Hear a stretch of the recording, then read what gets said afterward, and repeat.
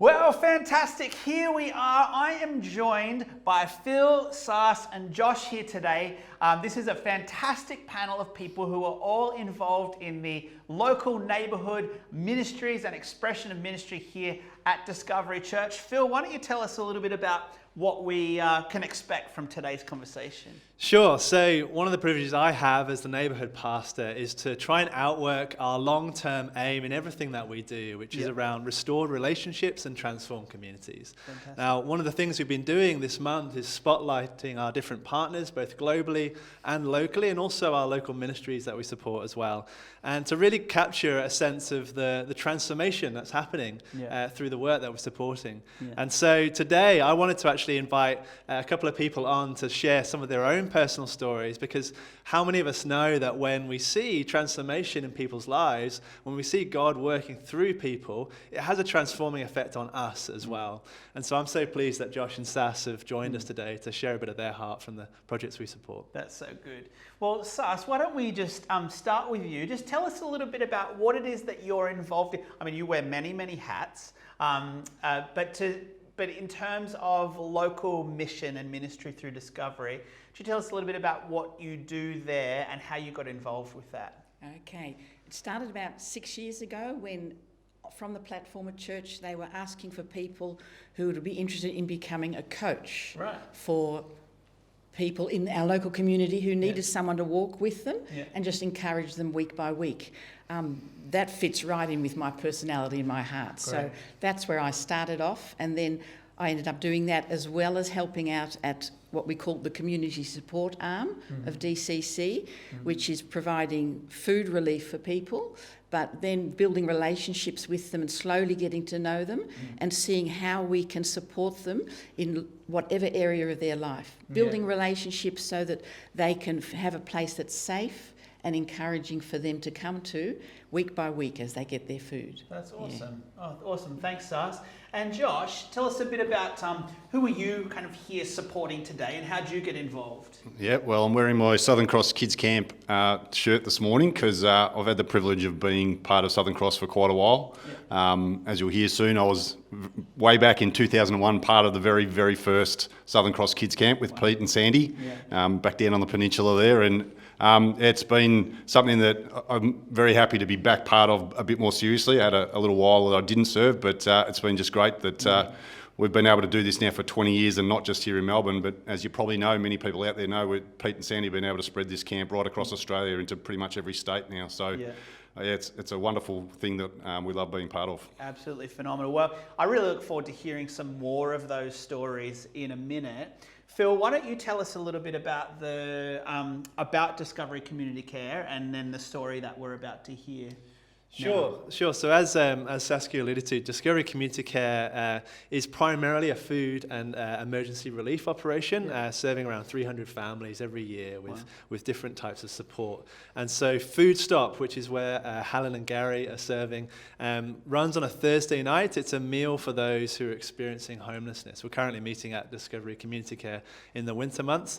So Helen and Gary, they've been part of Food Stop. Well, Helen's been part for the last 12 years as a volunteer and coordinator, and Gary for the last 6 years. And so, I'm looking forward to hearing their story and just share a bit of the transformation they've seen in their world. Great. Well, let's take a look at this story now from Helen and Gary. Hi, I'm Helen, and today I'd like to tell you about a lady, we'll call her Debbie, who's been coming to Food Stop meals for quite a few years. And when she first started coming, she was always ready to criticise whatever we did.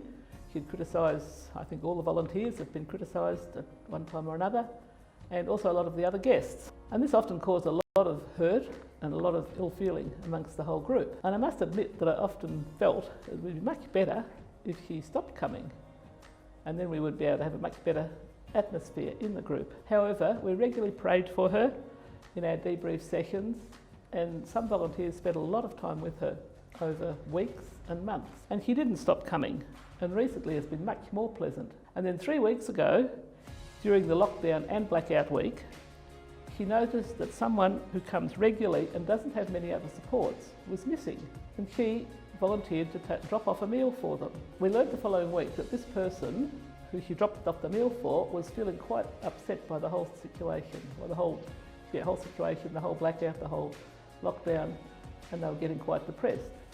And the meal that Debbie dropped off was just what they needed at that time. Also her thoughtfulness in offering to do this and to deliver it. For me personally, this story has reinforced that we are not to give up on people just because they irritate us, and also that God can change people's attitudes. God doesn't only use his formal volunteers for his purposes to reach out to people.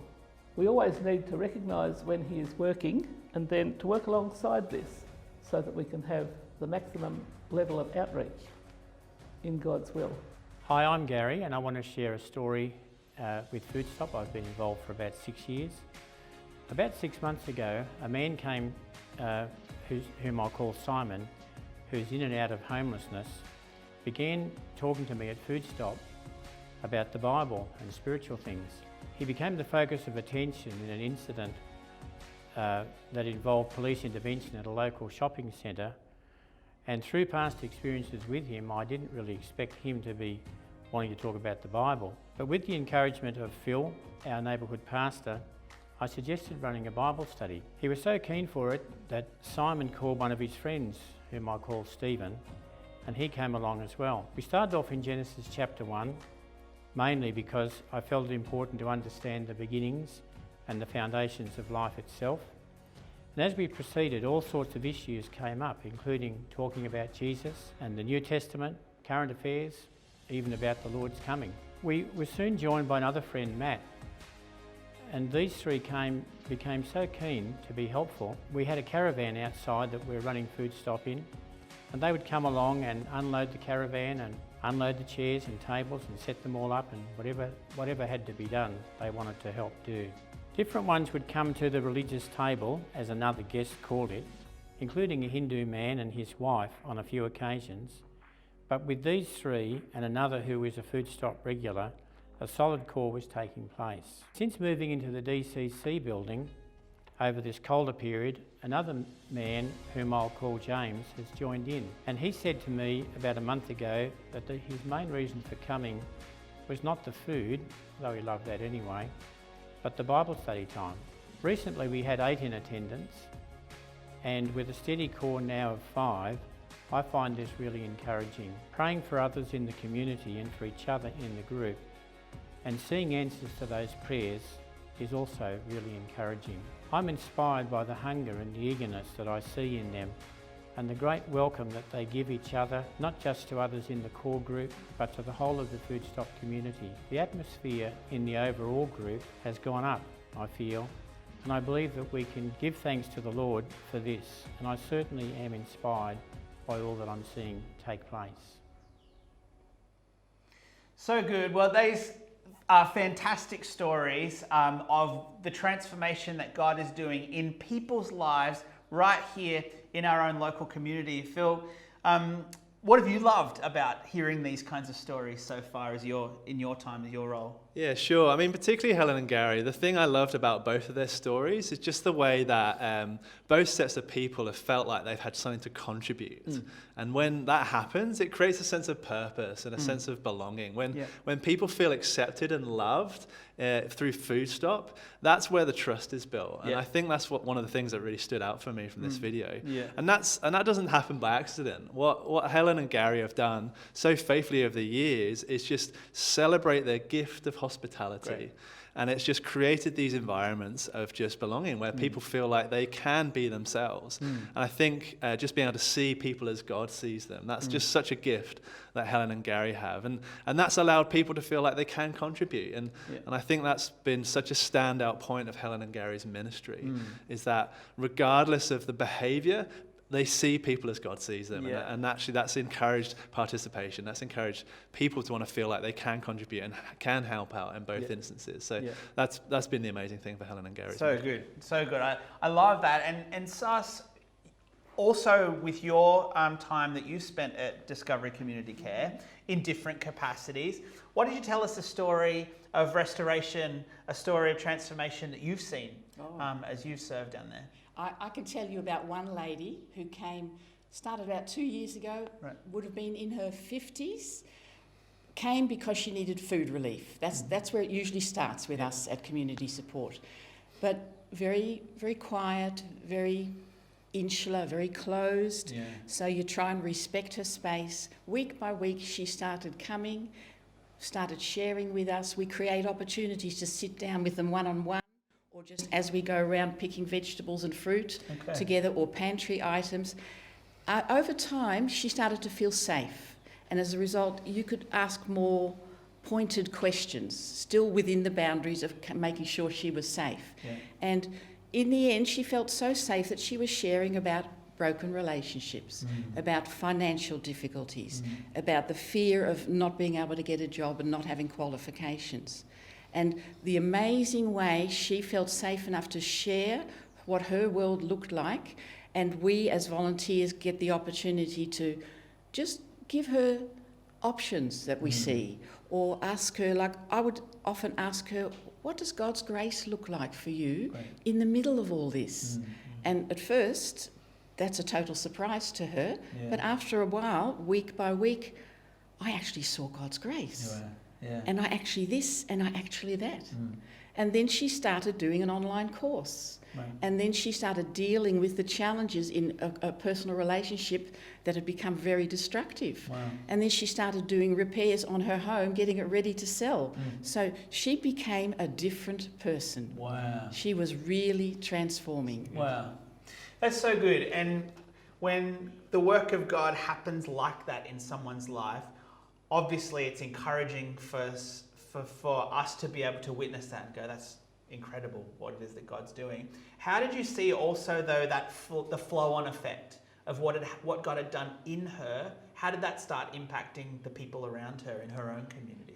Well, it ended up, the relationship that she was in, which was a very destructive one, she was able to finish that relationship. Yeah. Then she met a new gentleman Right. and began a relationship with him, but it was very tentative. And to be able to be assertive about her own identity, because she was becoming more aware of, hey, I'm a person of value and I don't have to be in a destructive relationship. I can insist on healthy ways of relating together.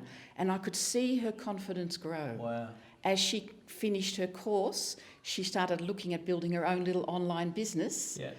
That takes a lot of confidence. It does. To be able to do the painting and the repairs on her home and then sell the home. Yeah. All of that. So she was actually displaying in her relationships, work-wise, home-wise and personally, that, hey, I'm a person of value and I can contribute and I can be a person of grace in the middle of all those situations. It's incredible the way that the Holy Spirit can work in someone to create that strength, Yes. that courage, that resilience Yes. in someone's life, especially when they're going through something quite difficult. Yeah. Josh, speaking of resilience, you work in a space, and in Southern Cross Kids Camp work in a space where serving alongside and ministering to really resilient kids from some pretty tough backgrounds. Why don't you tell us a little bit of a story of something that you've seen at Southern Cross? Yeah, thanks. So my highlight of where I've seen restoration happened at our last camp that we got to do in 2019. Unfortunately, we couldn't do one last year. So I said earlier that even though I don't look old enough, I was part of the first camp 20 years ago. Very mature 11-year-old. No, sorry. And I was a big buddy to a young kid, 7 or 8 years old, and we had a great week. And as people would know about Southern Cross Kids Camps, we see kids that are from some of the toughest circumstances and, just family environments that pretty much would break anyone's heart. But we had a great week, and I saw growth in that child already in those 5 days. But one of the hardest things about Southern Cross Kids Camp is Friday night, you say goodbye and you figure, I hope they're okay, and you don't know what's going to happen. But so 2019, where I'm back at camp and doing my camp, and we get relief staff to come and help us buddies have a break from the intensity of looking after these kids 24/7. And I see this face and I'm like, I know you. And he looks at me like, and I know you. And here is a 27-year-old man who was my first kid on the first camp, who's wanted to come back and try and serve in some way at camp today. And so we caught up and just sort of chatted a bit, and here he is married with a couple of kids, and the most poignant moment for me was when he dead-eyed me straight in the eye and just grabbed me and said, "Josh, thanks." And then he embraced me, and that was all it was for me to lose, my emotions in a really great way that just showed to me, I love that we're a church that wants to see ourselves in the bigger picture. And this is what Southern Cross Kids Camps does, We get to play a small part in these kids' lives, hopefully for a couple of years in primary school. But when we have an impact like we did on this kid, who now wants to be part of Southern Cross and try and serve because he can see the significance of the small change we made, that 20 years later, I know in my heart, I don't know what it would have been like for him without us, without the great things that Southern Cross camps do, but he's in a much better place, and I'm very, very at peace with knowing that that's what's happened. Yeah, wow. Incredible to see, again, the way that something that we would maybe say is really small, a small amount of time or a small offering or something small can really snowball and become a really big transformation in someone's life.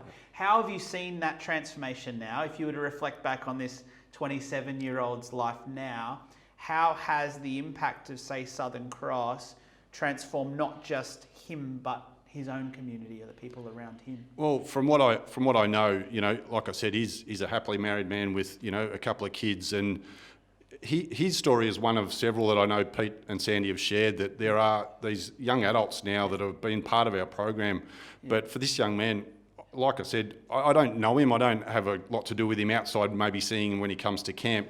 But he's a at peace, content young man. And I think that thanks and that embrace that we shared 2 years ago was, I know I'm in a better place, and he wants that for his next generations. And for Southern Cross Kids Camp, we see this repetitive dysfunctional behaviour going generation after generation because they probably just don't know any better.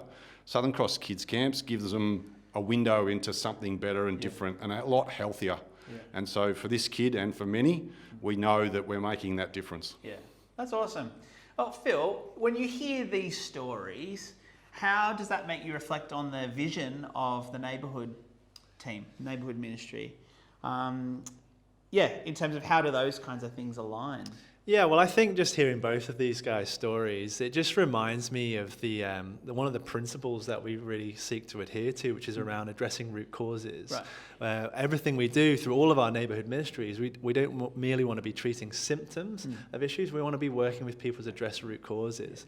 On both circumstances and both situations here, you've got stories of people who often are coming, and in the case of Saskia's case study that she was sharing, there's people are coming for food, but ultimately there's social isolation, there's deep financial trouble, there's root causes behind that. And transformation isn't a quick process often. It takes time, it takes relationship, it takes intentionality. It's what Jesus called us to as disciples, to be intentional in our growth with him. It's the same in our outworking of that with other people. We have to really invest in relationships if we're going to be truly transformative in our neighborhoods. And I think what's great about what Josh was sharing there was that the person whose life had been transformed, he wanted to come back and contribute. He wanted to celebrate the fact that he'd had such a transformative journey as part of his experience at Southern Cross, and now wants to come back. And we always want to encourage participation in all of the work we do, because when people feel like they have something to contribute, that's where the transformation comes. That's where that sense of purpose comes. So.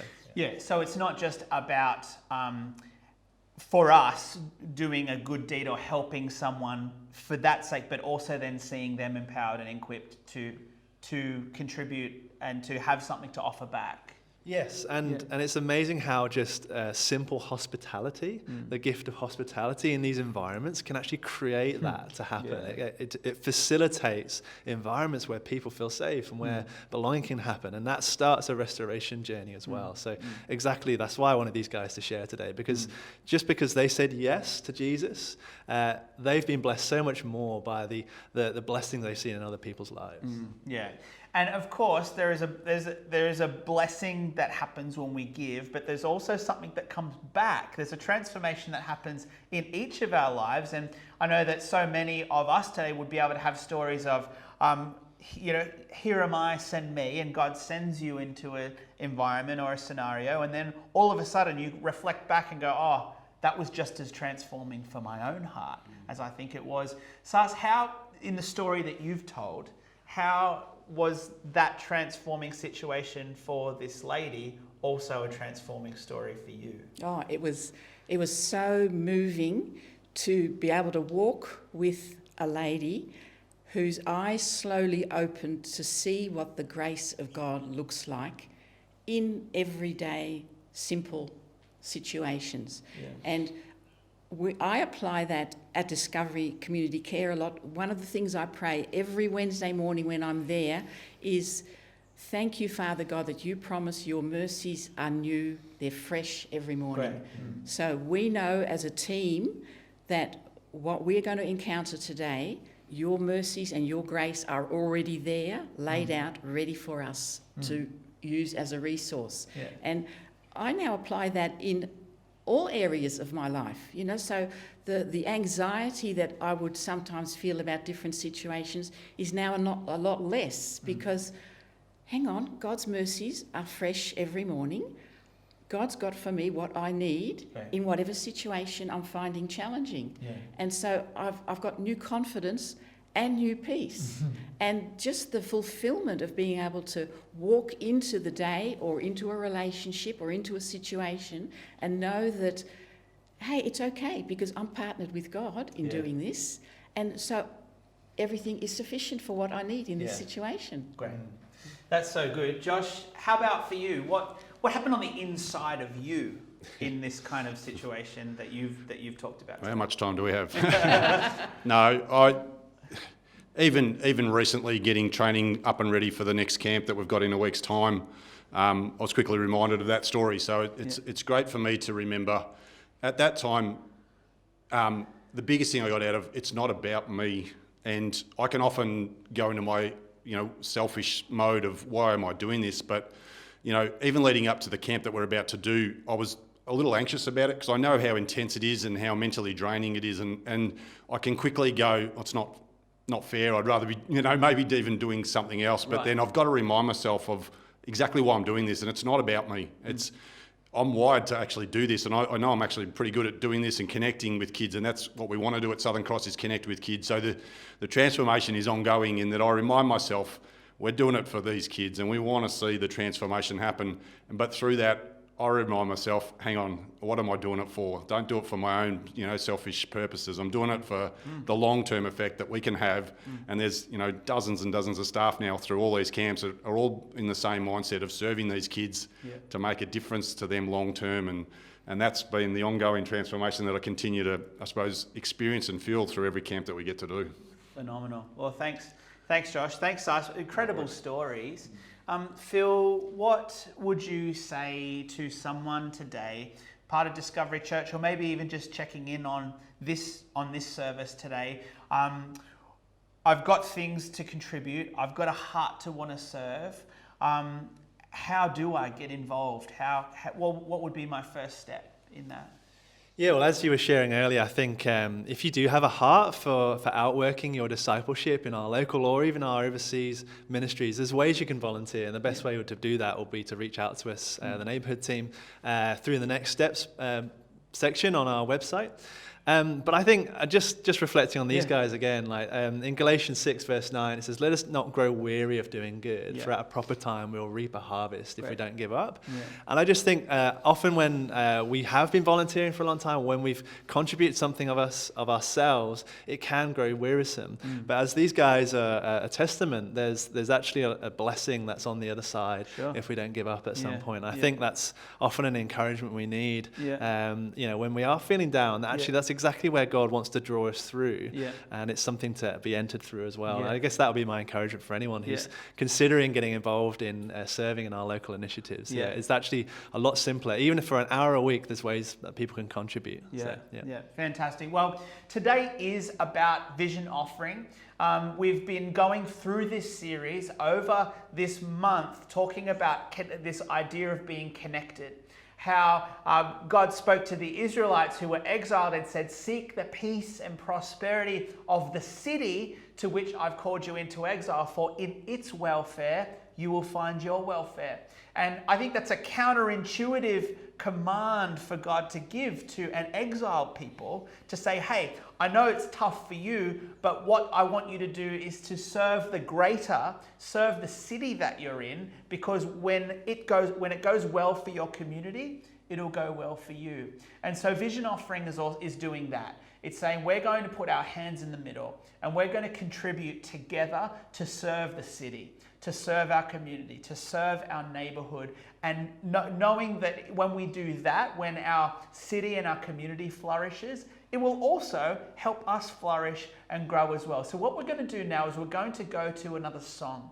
The team is going to lead us in this song, and during this song, I'd love it if you would use that time to prayerfully, cheerfully, and generously give your vision offering today, so that we can continue to see the transforming stories like this happen on the other side of that offering, and we can keep seeing the kingdom of God advance in and through those kinds of ways. So thanks, guys. Let's go to the song.